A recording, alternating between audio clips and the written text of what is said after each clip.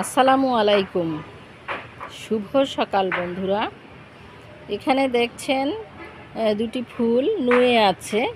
আসলে 3 দিন ধরে বাংলাদেশে বৃষ্টি হচ্ছে।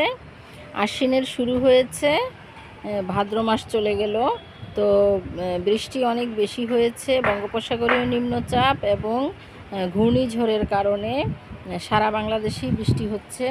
তো এই জন্য ফুলটা বেশি শুকিয়ে যায়নি বৃষ্টির ভেজা ভেজার কারণে। এই ফুলটাকে দেখুন, দেখে মনে হবে যে এটা একটা দোলন চাপা। এটার নাম হচ্ছে দোলন চাপা বা প্রজাপতি ফুল। আমরা দোলন চাপাই বেশি বলি, আর ইংরেজিতে বলা যায় বাটারফ্লাই ফ্লাওয়ার। তো এই ফুলটার সুবাস অনেক মিষ্টি। আমি সুবাস নিলাম। এটার সুবাস অনেক ভালো লাগবে। যদি আপনারা গাছটি লাগান এবং নিজেরা সুবাস নেন বুঝতে পারবেন। আমি তো ছবি দেখাচ্ছি, কথা বলছি, কিন্তু সুবাসটা দিতে পারছি না। আপনারা নিজেরা লাগিয়ে সুবাসটা নেবেন। আর এই ফুল গাছটা দেখেন গোড়া থেকে হয়।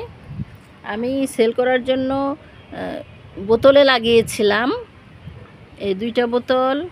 তারপরে পলিতে আছে, আর একটা ছোট বোতলে আছে, একটা মাটির পাত্রে আছে। তো এটার বৈশিষ্ট্য হচ্ছে ছড়িয়ে যে গাছ ওঠা। দেখেন মাটির পাত্রটার বাইরে এসে ছড়িয়ে এটার গাছ উঠেছে। এটা অনেকটা আদা গাছের মতো দেখতে মনে হবে, যে আদা গাছ অথবা এলাচি গাছ। এই মানে এলাচি গাছের সাথেও মিল আছে, আদা গাছের সাথে মোটামুটি মিল আছে। আদা গাছের চেয়ে পাতাটা চওড়া, তবে এলাচি গাছের মতোই হুবহু। দেখলে মনে হবে যে এটা মনে হয় এলাচি গাছ, কিন্তু পাতাটা ছিঁড়লে যখন দেখা যাবে যে ঘ্রাণ নেই, তাহলে বোঝা যাবে যে না, এটা দোলন চাপা। এলাচি গাছের পাতায় অবশ্যই ঘ্রাণ থাকবে। এটার ফুল ধরেছে দেখলেন। এটা ফুল ফুটে গিয়েছে 2 দিন আগে। এই যে এটা দেখেন ফুল ফুটে গিয়েছে। আর এটা গত সপ্তাহে ফুল ফুটেছিল, এজন্য এটা মরে যাচ্ছে। যখন ফুল ফুটে যায় তখন সেটা মরে যায়। মরে গেলে এই গাছটার কাণ্ড থেকে পুরাটা গাছই মরে যায়। দেখেন এই যে এই গাছটা, এটা পুরোটা মরে গিয়েছে। মানে এটাকে তুলে ফেলে দিতে হবে। আর যে গাছগুলোর পাতা, এই যে গাছগুলো পচে মরে গিয়েছে, সেগুলোকে তুলে ফেলে দিতে হবে। গোড়া পরিষ্কার রাখতে হবে। এবং এই গাছটা সাধারণত স্বাভাবিক মাটিতেই হয়, তবে ভিজে হলেও এটার কোনো প্রবলেম নেই। এই যে বৃষ্টি হচ্ছে, বর্ষা হচ্ছে, ভিজে গিয়েছে, এটার শিকড় সুন্দর করে ছেড়েছে, সুন্দর করে শিকড় ছেড়েছে। আর এখানেও সুন্দর দেখালাম আগে, সুন্দর করে শিকড় বের হয়েছে। এখান থেকে মূলের মাধ্যমে এটা বংশ বিস্তার করে। এখান থেকে হতে হতে এটা হতে হতে লাইন ধরে ধরে এটা পরে এখানে গিয়েছে। এরকম লাইন ধরে ধরে চারা হতেই থাকে। এই জন্য এই গাছটাকে সবসময় চেষ্টা করতে হবে চওড়া জায়গায় লাগাতে।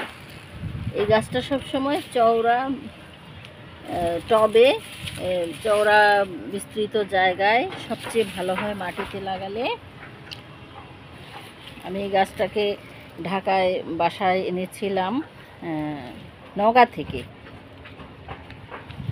নওগাঁ সরকারি কলেজের মহিলা হোস্টেলে আমি থাকতাম।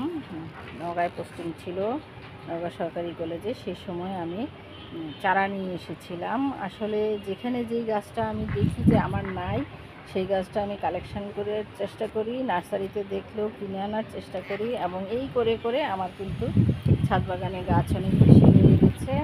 তো এই দোলন চাপা গাছটা আনতে পেরেছি, বেঁচেছে এবং এটা বিস্তার লাভ করেছে।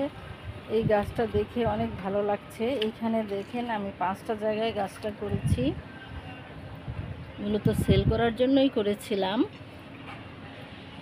5টা জায়গায়। তো এই গাছগুলো সেল করা হয়নি এখন পর্যন্ত। চাকরির ব্যস্ততা, দূরে পোস্টিংয়ের কারণে আমি সেল পোস্ট বেশি দিই না এবং চেষ্টাও বেশি করি না। এটাতে অনেক আসলে ঝামেলা। এর চেয়ে নিজের গাছ বেড়ে যাচ্ছে, এটাই মনে হচ্ছে যে ভালো। ওই ঝামেলার থেকেও কিছুটা রক্ষা পাচ্ছি। কিন্তু যারা অনেক বেশি আগ্রহী, যারা নেওয়ার জন্য চেষ্টা করেন, তাদেরকে পরে আমি চাইলে দিই। আর এমনিতেও আমি গাছ অন্যদেরকে দিয়ে বিস্তার ঘটানোর চেষ্টা করি।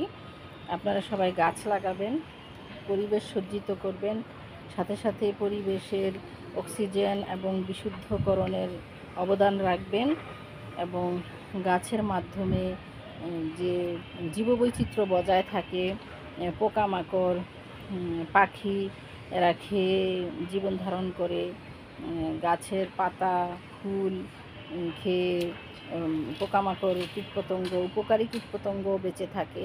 আবার পাখিরা গাছ থাকলে বড় গাছ থাকলে পাখিরা আসে। তো এই জন্য পরিবেশের জন্য গাছ অবশ্যই দরকার। আর ফুল গাছ দিয়ে পরিবেশ সজ্জিত করা, মন ভালো রাখা, শরীর ভালো রাখা এটা হতে পারে। তো এই জন্য আপনারা যাদের ছাদে বা টবে বারান্দায় লাগানোর জায়গা আছে, এটা হালকা রোদেও এই গাছটা হবে। আর এই গাছটার দেখবেন যেন অতিরিক্ত শুকিয়ে না যায়, তাহলে এই গাছটি মরে যাবে। তো স্বাভাবিকভাবে পানি থাকলেই, স্বাভাবিক মাটি থাকলেই গাছটি ভালো থাকবে। বেশি পানি না, বেশি শুকনোও না। আর গাছটি পরিচর্যার তেমন কোনো প্রয়োজন হয় না, শুধু মাঝে মাঝে খেয়াল রাখলেই হয় গাছটি যেন শুকিয়ে না যায় এবং পানি দেওয়া হয়। আর এইভাবে মরা পাতাগুলোকে কেটে পরিষ্কার করতে হবে, মরা গাছগুলোকে কেটে দিতে হবে। আর এটা বড় জায়গায় লাগিয়ে আমি এগুলোকে আরও বড় জায়গায় লাগাবো।